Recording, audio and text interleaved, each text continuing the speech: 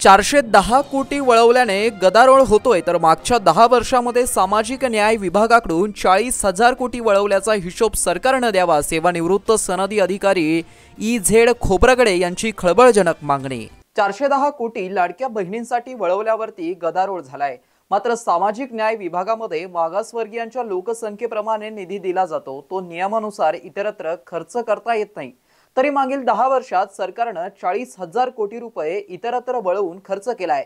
त्याचा हिशोब सरकारने द्यावा अशी मागणी सेवानिवृत्त सनदी अधिकारी ई.झेड. खोब्रागडे यांनी एडीएन न्यूजच्या माध्यमातून केली आहे. हल्ली एक चर्चा मोठ्या प्रमाणामध्ये सुरू झालेली आहे आणि ही चर्चा खरं तर सामाजिक न्याय मंत्री यांच्या वक्तव्यामुळे सुरू झालेली आहे. सामाजिक न्याय विभागाचा निधी जो बजेटमध्ये दिला जातो आणि एक्सक्लुझिव्हली हा निधी अनुसूचित जातीवरच खर्च केला पाहिजे असं बंधन आहे आणि लोकसंख्येच्या प्रमाणामध्ये हा निधी देण्याचं बंधन आहे. हा निधी जो आहे हा डायव्हर्ट करता येत नाही किंवा तो लॅप्स पण होत नाही असं हे केंद्र शासनाचं धोरण आहे. ते महाराष्ट्र शासनाने अंगीकारलेलं आहे. नीती आयोगाचे तसे स्पष्ट असे डायरेक्शन आहे.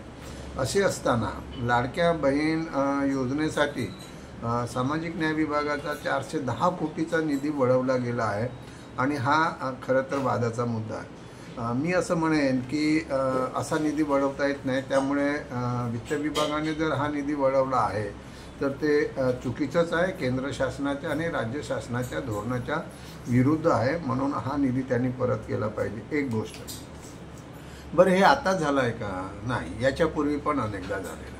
आता आपण मागच्या 10 वर्षामधला जर हिशोब काढला तर आपल्या असं लक्षात येईल की लोकसंख्येप्रमाणे बजेटमध्ये, म्हणजे तो ज्याला एक्सपेंडिचर बजेट म्हणतो, ज्याला प्लॅन बजेट म्हणतो, तर त्या योजनावर जो खर्च होतो, विविध योजना जे शैक्षणिक, सामाजिक, आर्थिक विकासाच्या ज्या योजना आहेत, तर त्यावर लोकसंख्येप्रमाणे बजेट दिलं पाहिजे. पण ते पूर्णतः 100% ते दिलं जात नाही. म्हणून त्याच्यातला जो न दिलेला जो अमाऊंट आहे तो, आणि जे बजेट दिलं त्यातला जो खर्च झाला पाहिजे तो 100% तर होत नाही, पण 90-95% वगैरे खर्च होतो.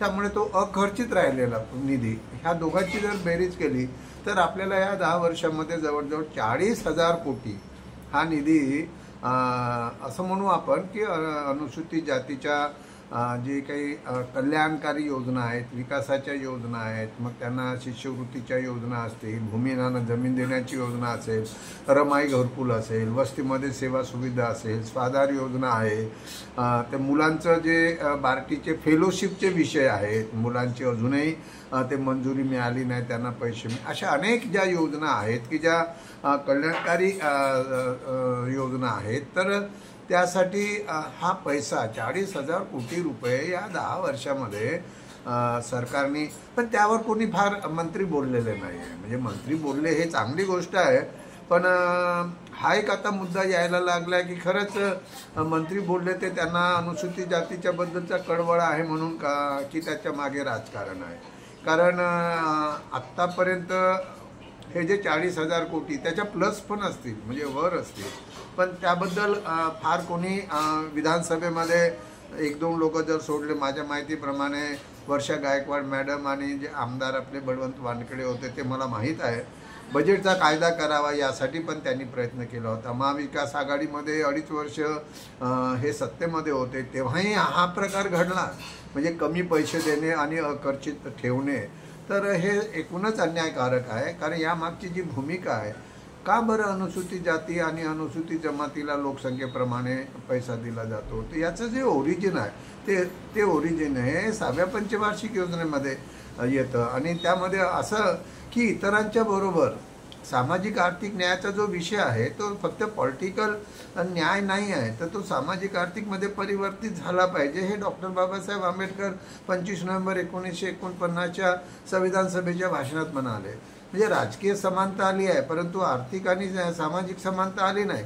मग त्यांच्यासाठी ज्या योजना आहेत त्या योजनेला पर्याप्त निधी, म्हणजे इकॉनॉमिक सपोर्ट ज्याला म्हणतो, तो दिल्याशिवाय, आणि हा निधी एक्सक्लुझिव्हली SC वरच खर्च केला पाहिजे, SC आणि ST वरच खर्च केला पाहिजे.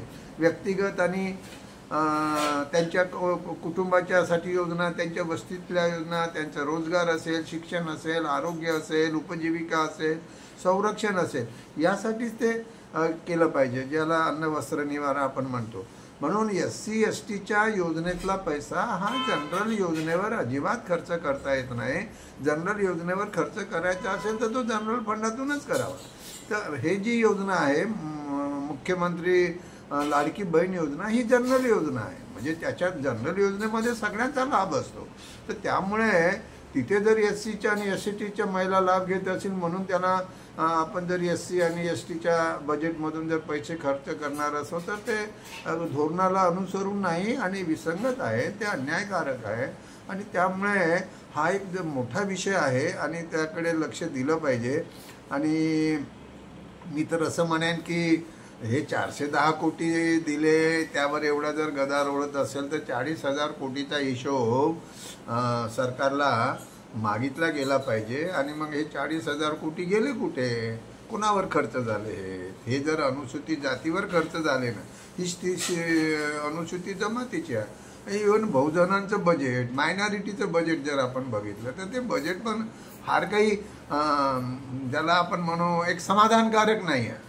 तर एकीकडे आपण दलित, आदिवासी, बहुजन, मायनॉरिटी, भटके, विमुक्त यांच्या सगळ्या कल्याणाच्या बद्दल बोलायचं, त्यांना इतरांच्या बरोबरीत आणायचं, अशा घोषणा करायच्या आणि प्रत्यक्षात मात्र त्यांच्या योजनेसाठी असलेला जो बजेट आहे तो बजेट कुठेतरी वळवायचा, तो खर्च करायचा नाही. तर हे एक सामाजिक न्यायाचं काम नाही, ते संविधानाच्या आर्टिकल 46ला अनुसरून नाही असं मला असं वाटतं.